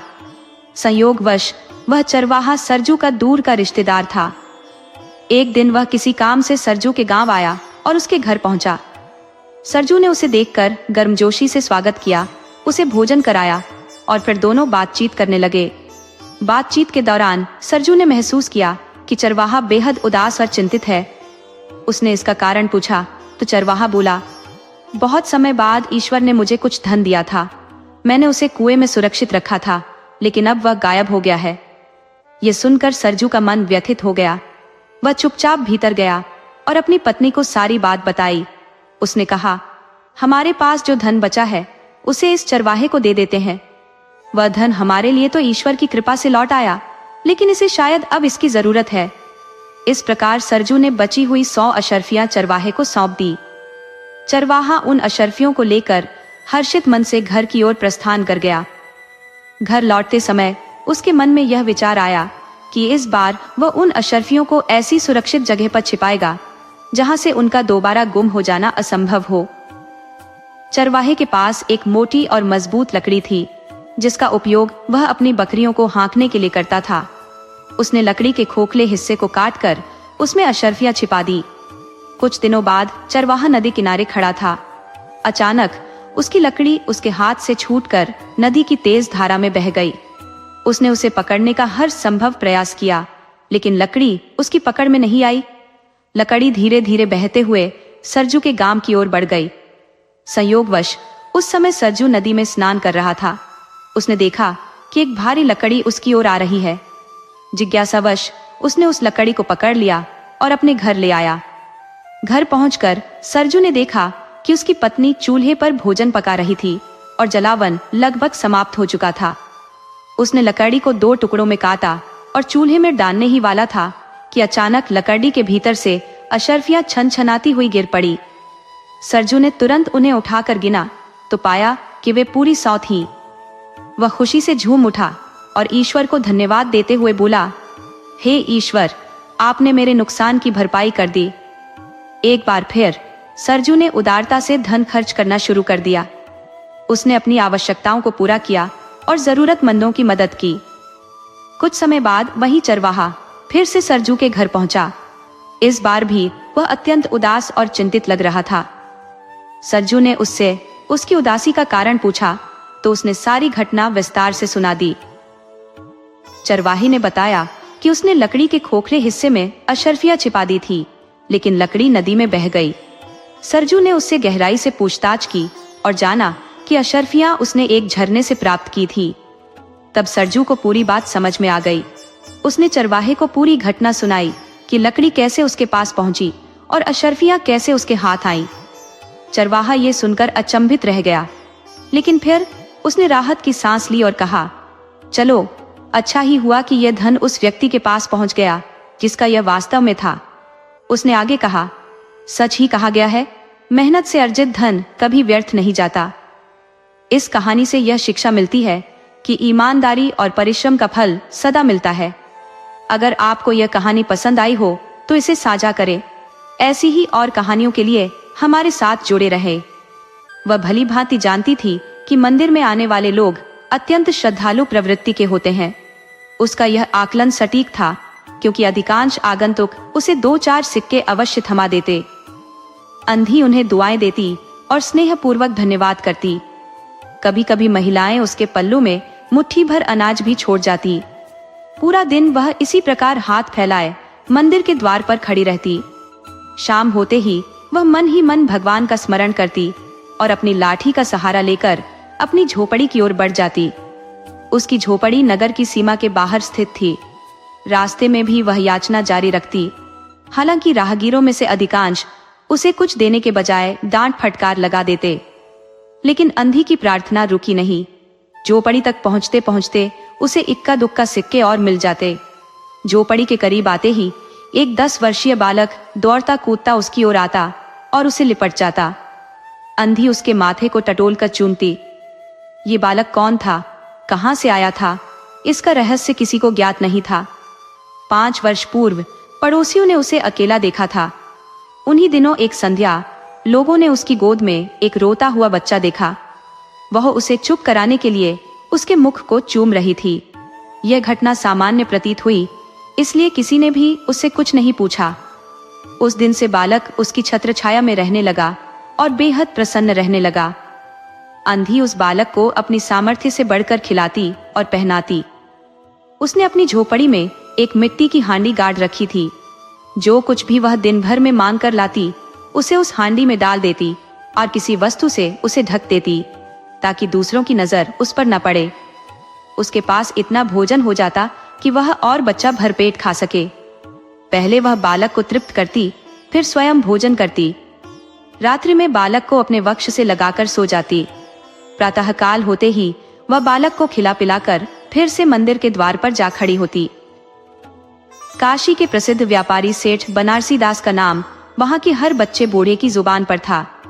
सेठ जी न केवल धनिक थे बल्कि देशभक्त और धर्मशील भी थे। उनका अधिकांश समय धर्म कार्य और ध्यान साधना में व्यतीत होता। दिन के 12 बजे तक वे स्नान ध्यान में मग्न रहते। उनकी कोठी पर हमेशा लोगों का जमावड़ा रहता। कर्ज चाहने वाले और अपनी पूंजी धरोहर के रूप में रखने वाले दोनों ही वहां आते। सैकड़ों भिखारी अपनी कठिनाई से संचित पूंजी सेठ की कोठी में जमा कर देते थे और यह बात अंधी को भी ज्ञात थी। फिर भी न जाने क्यों उसने अब तक अपनी अर्जित संपत्ति वहां रखने का साहस नहीं किया था। उसकी हांडी लगभग पूरी भर चुकी थी और मन में इस बात का भय बैठा था कि कहीं कोई चुरा न ले। एक सांझ उसने साहस जुटाकर अपनी हांडी उठाई, उसे अपने वस्त्रों में छिपाया और धीरे धीरे सेठ की कोठी तक पहुंची।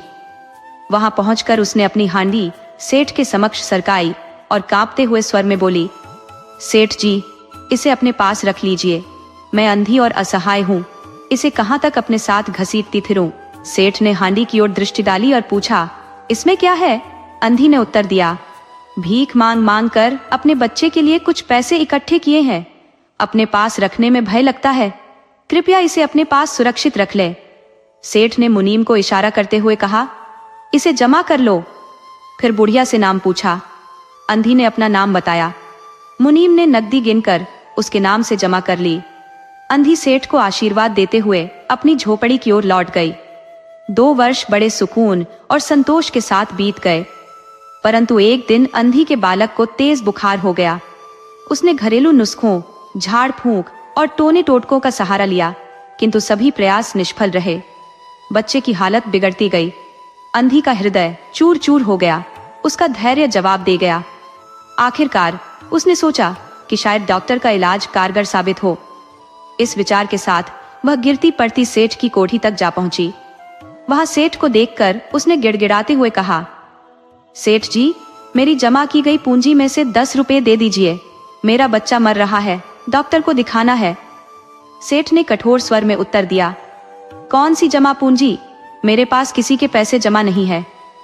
अंधी ने रोते हुए उत्तर दिया, 2 वर्ष पहले मैंने अपनी मेहनत की कमाई आपको सौंपी थी, कृपया उसे लौटा दीजिए। सेठ ने मुनीम की ओर एक रहस्यमय दृष्टि डालते हुए कहा, मुनीम जी, देखिए, इसके नाम से कोई पूंजी जमा है क्या? नाम क्या है तेरा री? सेठ के यह शब्द सुनकर अंधी के मन में आशा की किरण जागी। उसने सोचा कि शायद सेठ गलत नहीं है और उसकी जमा पूंजी उसे वापस मिल जाएगी। सेठ जैसे धर्मपरायण व्यक्ति से यह उम्मीद करना कठिन था कि वह असत्य बोलेगा, किंतु अंधी ने जैसे ही अपना नाम बताया, मुनीम ने बहीखाता पलटने में तनिक भी देर न की। कुछ क्षण बाद उसने कहा, इस नाम पर कोई रकम दर्ज नहीं है। ये सुनते ही अंधी वहीं जड़वत बैठ गई। उसकी आंखों से अश्रु बहने लगे और वह रो रो कर बोली, सेठ जी, ईश्वर के नाम पर, धर्म के नाम पर कृपा करके कुछ सहायता कीजिए। मेरा बच्चा बच जाएगा। मैं जीवन भर आपके गुणगान करूंगी। लेकिन सेठ के स्वर में कठोरता बरकरार थी। उसने झड़कते हुए कहा, यहां से जाती है या नौकर को बुलवाऊं? अंधी लाठी के सहारे खड़ी हुई और अपनी थरथराती आवाज में बोली, भगवान तुम्हें बहुत कुछ दे। फिर वह अपनी झोपड़ी की ओर लौट गई। ये शब्द आशीर्वाद नहीं थे, बल्कि एक आहत मां के हृदय से निकला हुआ श्राप था। बच्चे की हालत दिन ब दिन बिगड़ती गई। न कोई दवा कारगर हुई, न झाड़ फूंक काम आया। अंततः उसकी स्थिति इतनी गंभीर हो गई कि अंधी का दिल टूटने लगा। सेठ के प्रति उसके मन में रोष उमड़ता रहता। वह सोचती, इतना धनी व्यक्ति है, 2-4 रुपए दे देता तो उसका क्या चला जाता। मैंने भीख तो नहीं मांगी थी, अपने ही पैसे मांगने गई थी। एक दिन हताशा के चरम पर पहुंचकर उसने बच्चे को अपनी गोद में उठाया और ठोकरें खाती हुई सेठ के घर के द्वार पर पहुंच गई। वहां बैठकर उसने धरना दे दिया। बच्चे का शरीर ज्वर से तप रहा था और अंधी का कलेजा फटने को था। सेठ का एक नौकर बाहर आया और अंधी को देखकर भीतर जाकर सूचना दी। सेठ ने आदेश दिया, उसे भगा दो। नौकर ने अंधी से जाने को कहा, लेकिन वह टस से मस नहीं हुई। नौकरों ने धमकियां भी दी, पर वह वहीं अड़िग रही। अंततः नौकर ने हार मानकर फिर से सेठ को बताया। सेठ स्वयं बाहर आए, अंधी को देखते ही पहचान गए। जब उन्होंने बच्चे पर नजर डाली तो हैरत से भर उठे। बच्चे की सूरत उनके मोहन से बेहद मिलती थी, जो 7 वर्ष पहले एक मेले में खो गया था। उन्होंने तुरंत उस बच्चे की जांघ पर लाल निशान देखने की सोची, जो मोहन के शरीर पर था। जैसे ही उन्होंने देखा, निशान वही था, हालांकि पहले से कुछ बड़ा हो गया था। उनका विश्वास पक्का हो गया कि यह बच्चा उनका ही है। उन्होंने बच्चे को अंधी की गोद से छीनकर अपने सीने से लगा लिया। बच्चे का ज्वर तेज था। उन्होंने नौकर को तुरंत डॉक्टर बुलाने भेजा। अंधी बौखला गई और चिल्लाने लगी, मेरा बच्चा मत छीनो, मेरे पैसे तो हड़प लिए, क्या अब मेरा बच्चा भी मुझसे छीन लोगे? सेठ दुखी स्वर में बोले, ये बच्चा मेरा है, वह 7 साल पहले खो गया था। अब इसे पाने के बाद मैं इसे खोने नहीं दूंगा। लाख प्रयास करके भी इसके जीवन को सुरक्षित रखूंगा। अंधी ने एक तीव्र ठहाका लगाया और बोली, ये तुम्हारा बच्चा है, इसलिए तुम हर कोशिश करोगे इसे बचाने की। अगर यह मेरा होता तो इसे मरने देते। ये कैसा न्याय है? इतने वर्षों तक मैंने खून पसीना एक करके इसे पाला है, मैं इसे अपने हाथों से नहीं जाने दूंगी। स्थिति असमंजसपूर्ण थी। कुछ भी करने का उपाय समझ नहीं आ रहा था। वह कुछ क्षणों के लिए मौन खड़े रहे, फिर मकान के भीतर चले गए। अंधी कुछ देर वहीं खड़ी रोती रही और फिर अपनी झोपड़ी की ओर लौट गई। अगले दिन सुबह जैसे प्रभु की कृपा हुई, यह दवा ने किसी चमत्कार जैसा प्रभाव डाला। मोहन का ज्वर उतर गया। चेतना में आने पर उसने अपनी आंखें खोली और सबसे पहले उसकी जुबान पर मां शब्द आया। अपरिचित चेहरों के बीच वह पहचान के लिए तरस रहा था। वह सोच रहा था, मेरे पास एक ही बच्चा है, इतने दिनों बाद मिला तो सही, लेकिन मृत्यु उसे अपने पंजों में दबा रही है। मैं इसे कैसे बचाऊं? उसने अपनी पत्नी को बाहर भेजा ताकि देख सके कहीं अंधी दरवाजे पर तो नहीं बैठी, लेकिन वह वहां नहीं थी। सेठ जी ने तुरंत अपनी गाड़ी तैयार करवाई और बस्ती के बाहर उस अंधी की झोपड़ी तक पहुंच गए। झोपड़ी द्वार विहीन थी। भीतर जाकर उन्होंने देखा कि अंधी लगातार रो रही थी। उसकी आंखों से आंसू धारा प्रवाह बह रहे थे। सेठ जी ने उसे धीरे से हिलाया। उसका शरीर आग की भांति तप रहा था। सेठ जी बोले, अरे अंधी, तेरा बच्चा मर रहा है, डॉक्टरों ने हाथ खड़े कर दिए हैं, बार बार वह तुझे पुकार रहा है, अब केवल तू ही उसे बचा सकती है। चल मेरे साथ और अपने बच्चे की जान बचा ले। अंधी ने कहा, मरता है तो मरने दो, हम दोनों स्वर्ग में माँ बेटे की तरह मिल जाएंगे। इस संसार में सुख नहीं है, लेकिन वहां मेरा बच्चा आनंद में रहेगा, मैं उसकी सेवा करूंगी। सेठ जी रो पड़े। जीवन में उन्होंने कभी किसी के आगे सिर नहीं झुकाया था, लेकिन उस समय वे अंधी के पैरों में गिर गए और गिड़गिड़ाते हुए बोले, ममता की लाज रख लो, आखिर तुम भी उसकी माँ हो, तुम्हारे जाने से वह बच जाएगा। ममता शब्द सुनकर अंधी का दिल पिघल गया। उसने कहा, अच्छा चलो। सेठ जी ने उसे सहारा देकर गाड़ी में बिठा लिया। गाड़ी तेज गति से घर की ओर बढ़ने लगी। उस समय सेठ जी और अंधी की दशा एक जैसी थी। दोनों की यही इच्छा थी कि जल्दी से बच्चे तक पहुंच जाएं।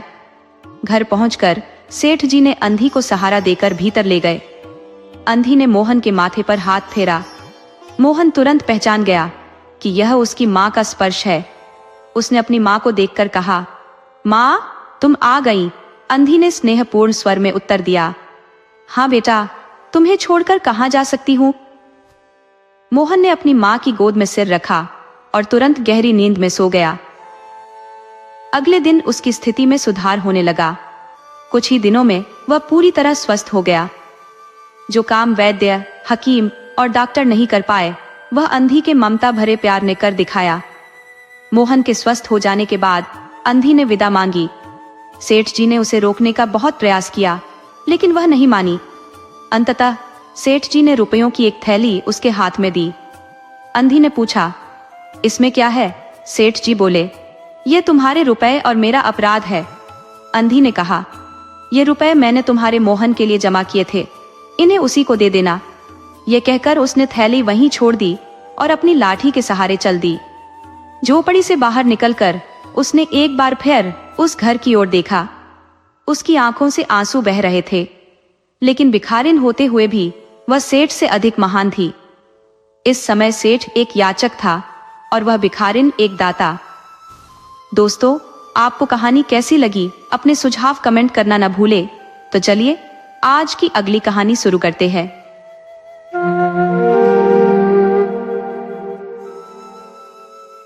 श्यामल सूरजपुर गांव का एक साधारण सा कृषक था, जिसकी 20 एकड़ की उपजाऊ भूमि उसकी धन संपदा का मुख्य स्रोत थी। उसकी समृद्धि की चर्चा गांव भर में होती थी, परंतु उसका स्वभाव संकीर्ण और लोभ से ग्रस्त था। वह हमेशा अपनी दौलत बढ़ाने के नए उपाय ढूंढता रहता। उसके परिवार के सदस्य भी उसकी इस आदत से तंग आ चुके थे। श्यामल मजदूरों को कम मजदूरी देकर समय पर भुगतान नहीं करता था। उसकी मितव्ययता और धन संचय की ललक का पूरा गांव साक्षी था। राजा सूर्यसेन, इस नगर का शासक, अपने पराक्रम के लिए विख्यात था। उसने अपनी वीरता से कई राज्यों पर अधिकार कर लिया था। उसकी महत्वाकांक्षा इतनी प्रबल थी कि वह निरंतर युद्धों में व्यस्त रहता। उसके विजय अभियान से प्रजा पर भारी करों का बोझ बढ़ता गया, जिससे उसका खजाना दिन ब दिन भरता चला गया। लेकिन एक दिन वह थकान महसूस करने लगा और पहाड़ों की ओर भ्रमण पर निकल पड़ा। उसने मंत्री को राज्य का प्रभार सौंपा और अकेले ही यात्रा पर निकल गया। पहाड़ों के मनोरम दृश्य ने उसे मंत्रमुग्ध कर दिया। वहां उसकी भेंट एक साधु से हुई, जो अपने सादगी भरे जीवन में संतुष्ट था। साधु फल खाकर अपनी भूख मिटाता और झरने के पानी से अपनी प्यास बुझाता। उसके पास बस एक कुटिया और 2 जोड़ी वस्त्र थे, फिर भी वह प्रसन्न चित्त रहता। राजा ने साधु के प्रसन्नता का रहस्य जानना चाहा। उसने कहा, बाबा, आप इस निर्जन जंगल में अकेले रहकर भी इतने आनंदित हैं। मेरे पास अनगिनत धन दौलत है, फिर भी मुझे सुकून नहीं। आपकी इस खुशी का रहस्य क्या है? साधु ने हंसते हुए कहा, राजन, इसका उत्तर मैं आपके दरबार में दूंगा। राजा ने साधु को अपने साथ महल तक पहुंचाया। महल में पहुंचकर साधु ने राजा से कहा, महाराज, नगर के सबसे अधिक विपन्न व्यक्ति को बुलवाइए। राजा ने तुरंत अपने वजीर को आज्ञा दी कि वह नगर से किसी अत्यंत जरूरतमंद व्यक्ति को खोज लाए। वजीर ने राजा की आज्ञा का पालन करने के लिए सैनिकों को तैनात किया। 2 सैनिक आदेश प्राप्त होते ही महल से बाहर निकले और आपस में विचार विमर्श करने लगे। एक ने कहा, भाई, हमें कैसे पता चलेगा कि इस नगर में सबसे ज्यादा जरूरतमंद कौन है? अगर हम यूं ही तलाश करते रहे तो दिन ढल जाएगा और भी कुछ हाथ नहीं लगेगा। राजा के क्रोध का सामना करना पड़ेगा। दूसरे ने तरकीब सुझाई, आओ, नगर में प्रवेश करते ही पहले मिलने वाले व्यक्ति से पूछते हैं कि सबसे अधिक जरूरतमंद कौन है। सैनिकों ने नगर में कदम रखा और उनकी दृष्टि सबसे पहले श्यामल पर पड़ी, जो अपनी कंजूसी और धन लोलुपता के लिए कुख्यात था। सैनिकों ने उसे राजा का आदेश सुनाया और पूछा, क्या तुम बता सकते हो कि इस नगर का सबसे ज्यादा जरूरतमंद व्यक्ति कौन है? श्यामल ने भीतर ही भीतर सोचा कि शायद राजा किसी जरूरतमंद को काफी धन देना चाहते हैं। उसने तुरंत कहा, अरे भाई, इस नगर में मुझसे बड़ा जरूरतमंद कौन हो सकता है? सैनिकों ने उसे राजा के समक्ष प्रस्तुत किया। दरबार में साधु भी उपस्थित था। उसने राजा के कान में कुछ कहा और राजा ने श्यामल से कहा, तुम्हें मेरे राज्य में दौड़ लगानी होगी। सुबह से शाम तक जितनी भूमि तुम्हारे कदमों से नापी जाएगी वह तुम्हारी हो जाएगी। लेकिन ध्यान रहे, सूरज ढलने से पहले जहां से भागोगे वहीं लौट आना होगा। अगले दिन राजा, साधु, दरबारी और श्यामल सभी महल के बाहर एकत्र हुए। श्यामल को जमीन पर खींची गई लकीर पर खड़ा किया गया और राजा के इशारे पर दौड़ शुरू हुई। श्यामल ने अपने मन में योजना बनाई कि वह दोपहर तक निरंतर दौड़ता रहेगा ताकि अधिक से अधिक भूमि नाप सके। दोपहर होने पर श्यामल ने अपने कदमों से 200 एकड़ भूमि नाप ली थी। उसकी योजना के अनुसार अब उसे वापस लौटने की यात्रा आरंभ करनी थी ताकि सूर्यास्त से पहले वह आरंभिक रेखा तक पहुंच सके। किंतु लोभ ने उसकी बुद्धि पर ग्रहण लगा दिया। उसने सोचा, अगर मैं गति बढ़ाकर 100 एकड़ और भूमि नाप लूं तो मेरी संपत्ति और अधिक बढ़ जाएगी। वापसी में भी तेज दौड़ता रहूंगा और समय पर लौट आऊंगा। लालच के कारण श्यामल की गणना गड़बड़ा गई। वह अधिकाधिक भूमि हड़पने की चाह में दौड़ता रहा, लेकिन जल्द ही सूर्य तेजी से ढलने लगा। तभी उसे अपनी गलती का आभास हुआ और उसने पलटकर लौटने का संकल्प लिया। किंतु तब तक बहुत देर हो चुकी थी। अब उसके पास केवल 2 विकल्प बचे थे, या तो हार मान ले और घर लौट जाए, या अपनी पूरी ताकत झोंककर दौड़ता रहे। श्यामल ने दूसरा विकल्प चुना। उसने अपनी रफ्तार और बढ़ा दी, लेकिन थकान से चूर हो चुका था। उसकी सांसें थमने लगी थी, परंतु वह रुकने का नाम नहीं ले रहा था। वह पागलों की भांति दौड़ता रहा। अंततः जब वह महल के द्वार पर पहुंचा, तब तक सूर्यास्त हो चुका था। एहसास होते ही कि उसने शर्त हार दी है, वह गिर पड़ा। उसके मुंह से रक्त प्रवाहित हो रहा था। राजा के सेवकों ने उसे उठाया और शीघ्र ही एक कक्ष में ले गए। राज वैद्य को बुलाया गया, जिन्होंने उसकी स्थिति देखकर कहा, अत्यधिक दौड़ने और थकान के कारण इसके फेफड़े बुरी तरह से क्षतिग्रस्त हो चुके हैं। उन्होंने कुछ औषधियां दी, परंतु श्यामल की स्थिति गंभीर बनी रही। महल के बाहर साधु ने राजा से कहा, महाराज, लालच का व्यापारी कभी संतोष प्राप्त नहीं कर सकता। यह व्यक्ति मुझसे कहीं बेहतर जीवन जी रहा था, किंतु अपनी असंतोषजनक प्रवृत्ति के कारण उसने स्वयं को संकट में डाल लिया। मेरे पास केवल कपड़ों के 2 जोड़े, एक कंबल, एक खड़ाऊं और एक प्याला है। मैं नगर से बहुत दूर पहाड़ों में रहता हूँ, फल खाता हूँ और नदियों का पानी पीता हूँ, फिर भी मैं संतुष्ट हूँ। इसके विपरीत ये व्यक्ति जो अब बिस्तर पर लेटा है, एक समृद्ध किसान है। उसके पास संपत्ति, मकान, परिवार और खेत खलिहान सब कुछ है, फिर भी वह मुझसे कम खुश है। जानते हैं क्यों? क्योंकि मैं लालच नहीं करता, जबकि यह व्यक्ति अपनी इच्छाओं के पीछे भागते भागते थक गया है। वह कभी धन पाने की कोशिश करता तो कभी अपने मजदूरों को पूरी मजदूरी नहीं देता। आज भाग्य ने इसे यहाँ पहुंचा दिया। आपके सिपाही इसे गरीब समझकर ले आए और आपने इसे जमीन घेरने की अनुमति भी दी। लेकिन जब यह जमीन के लिए दौड़ा तो इसका लालच भी साथ साथ दौड़ने लगा। अगर यह समझदार होता तो रुक जाता और सोचता कि जो जमीन मिल गई है वह पर्याप्त है, ईश्वर का धन्यवाद करता और संतोष से जीता। लेकिन इसका लालच इसे चैन नहीं लेने देता। यही लालच इसे अंततः मौत के कगार तक ले आया। साधु ने गहरी सांस ली और कहा, महाराज, लालच और खुशी एक साथ नहीं रह सकते। यदि आप प्रसन्न रहना चाहते हैं तो अपने भीतर के लालच को समाप्त करना होगा, तभी सच्ची खुशी आपके जीवन में आएगी। लेकिन अगर आप लालच के पीछे दौड़ते रहेंगे तो आपका अंजाम भी इस व्यक्ति जैसा होगा। साधु की बातें सुनकर राजा की आंखों में आंसू आ गए। उसने विनम्रता से कहा, ऋषिवर, राज्य का सिंहासन तो स्वयं लालच की जड़ होता है। मैं उस लालच से कैसे बच सकता हूँ? साधु मुस्कुराए और बोले, राजा का अपने राज्य का विस्तार करना स्वाभाविक है, लेकिन इस लालच से बिस्तर पर पड़े इस आदमी और आप में कोई फर्क नहीं रह जाता। यदि आप अपने खजाने को बढ़ाने के बजाय उसमें से दान करना शुरू करें तो आपको असीम खुशी प्राप्त होगी। सर्दियों के दिन थे। बाला मोची अपनी छोटी सी दुकान में, जो एक पेड़ के नीचे खुले आसमान के तले थी, जूतों की मरम्मत में व्यस्त था। उसकी संपत्ति का एकमात्र हिस्सा उसका छोटा सा संदूक था, जो उसकी दुकान का केंद्र था। जब बाला अपने सारे काम निपटा लेता तो अपनी चीजें संभाल कर संदूक में बंद कर देता। यही उसकी दुकान बंद करने की प्रक्रिया थी। एक दिन दोपहर का समय था। सूरज सिर पर चमक रहा था, पर बाला को ठंड का एहसास हो रहा था।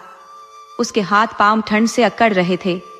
वह गांव का इकलौता मोची था और गांववासी अपने पुराने जूतों की मरम्मत कराने उसके पास ही आते थे।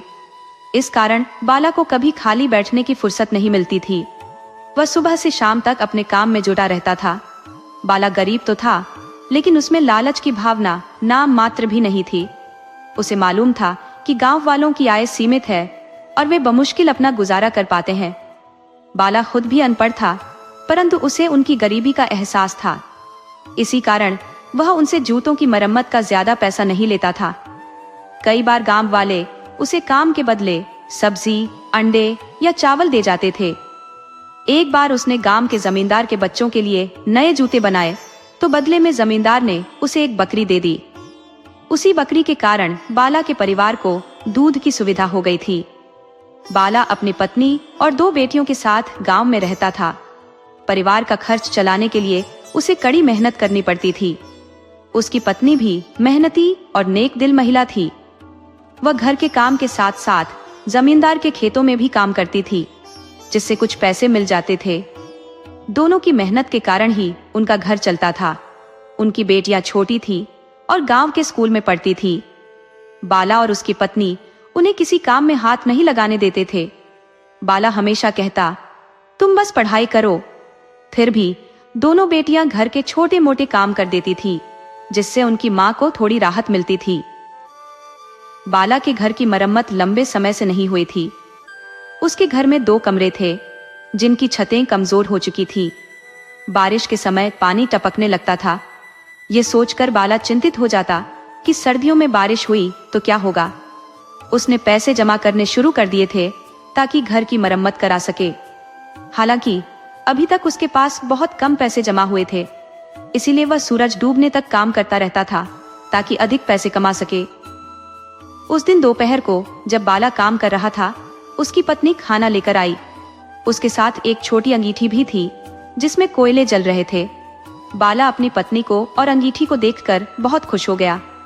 वह बोला, अरे बाली, तूने तो कमाल कर दिया। तुझे कैसे पता चला कि मुझे ठंड लग रही है? बाली अपनी प्रशंसा सुनकर हल्का सा शर्मा गई और स्नेह भरी मुस्कान के साथ बोली, अजी, जैसी ठंड यहाँ है वैसी ही ठंड घर पर भी महसूस हो रही थी। इसीलिए मैंने सोचा कि आप ठंड में काम कर रहे होंगे तो अंगीठी में आग जलाकर ले आई हूँ। ये कहते हुए उसने बाला के सामने खाना परोसा और बोली, आप खाना खा लीजिए, मैं घर जा रही हूँ। बच्चियां पाठशाला से लौटने वाली होंगी, उन्हें भी खाना देना है। बाला ने कहा, ठीक है तू जा, मगर बाली एक बात सुन ले, तू मेरी खातिर इतनी तकलीफ उठाती है और मुझे इस बात का दुख है कि मैं तुझे कोई सुख नहीं दे पाया। लेकिन देखना, जैसे ही घर की छतों की मरम्मत हो जाएगी, मैं फिर से पैसे जमा करूंगा और तेरे लिए सोने की बालियां और कड़े बनवाऊंगा। उसकी पत्नी ने मुस्कुराते हुए कहा, तुम हमारे लिए सुबह से शाम तक मेहनत करते हो, भगवान का शुक्र है, मैं बहुत सुखी हूँ। हमारी बच्चियां पढ़ लिख रही हैं, मुझे ना बालियां चाहिए ना खड़े, अब पहनने ओढ़ने की बारी हमारी बच्चियों की है। बाला मुस्कुराया और खाना खाने लगा। उसकी पत्नी उठकर घर चली गई। बाला ने जल्दी से खाना खत्म किया और फिर अपने काम में जुट गया। अभी ज्यादा समय नहीं बीता था कि उसने देखा बहादुर आता हुआ दिखाई दिया। बहादुर पास के एक घर में रहता था और ईंटों के भट्टे पर मजदूरी करता था। उसके हाथ में एक थैला था।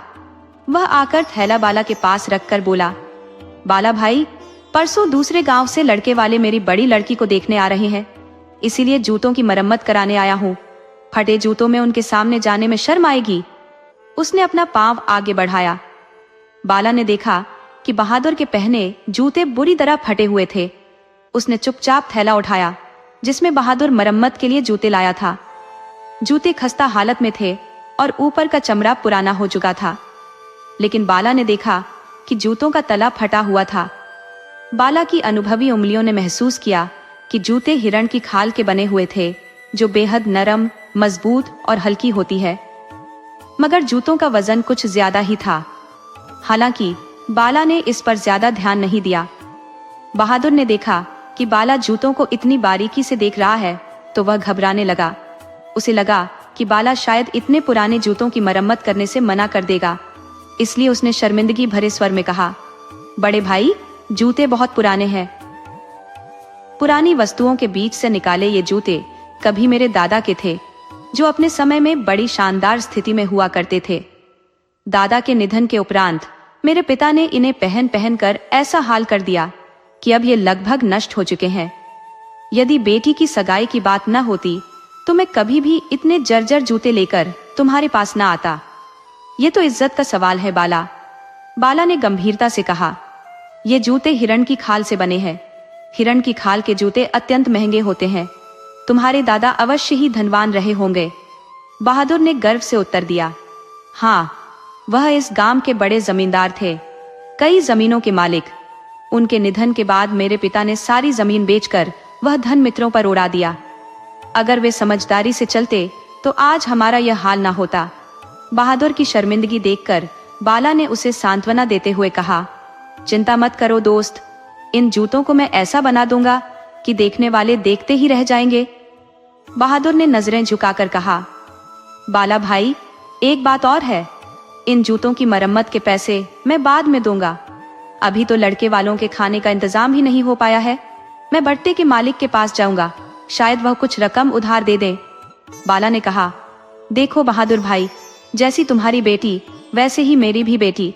चिंता मत करो, भट्टे का मालिक उधार दे या ना दे, मेरे पास आ जाना। मेरे पास कुछ पैसे हैं जो मैंने बारिश में छत्तों की मरम्मत के लिए जमा किए थे। मरम्मत तो बाद में भी हो जाएगी। उन पैसों को अपना ही समझो और आराम से लड़के वालों की दावत का इंतजाम करो। बाला की हमदर्दी भरी बातों से बहादुर का दिल भर आया और उसकी आंखें नम हो गई। वह बाला को दुआएं देता हुआ दुकान से चला गया। चूंकि यह गांव की एक बेटी की शादी का मामला था, इसलिए बाला ने अन्य जूतों की मरम्मत का काम छोड़ा और बहादुर के जूतों पर ध्यान केंद्रित किया। जूते के तले बिल्कुल खराब हो चुके थे और वह बीच में से टूट गए थे।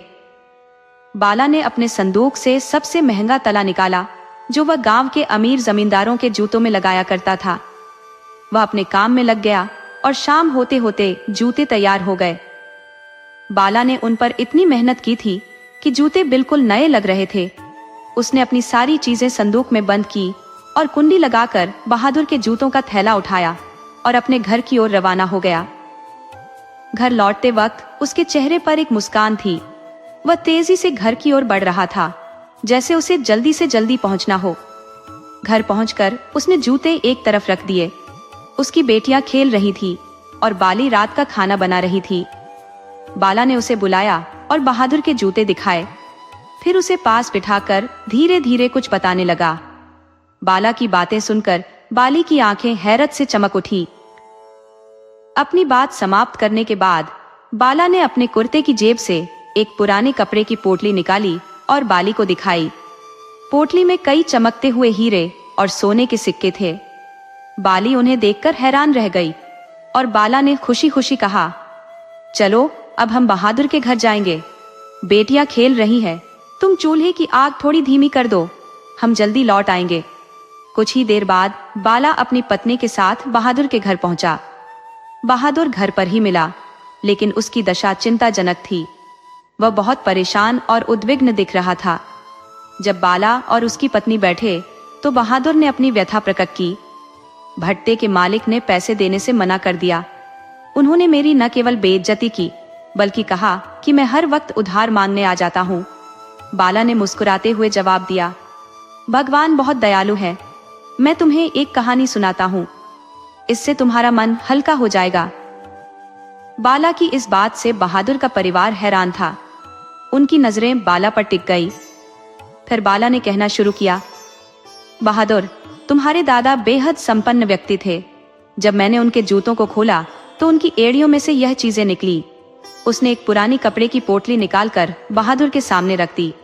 सभी लोग हैरानी से उस पोटली को देख रहे थे। जब बहादुर ने उसे खोला तो उसमें रखे हीरे और सोने के सिक्कों को देखकर उनकी आंखें फटी रह गई।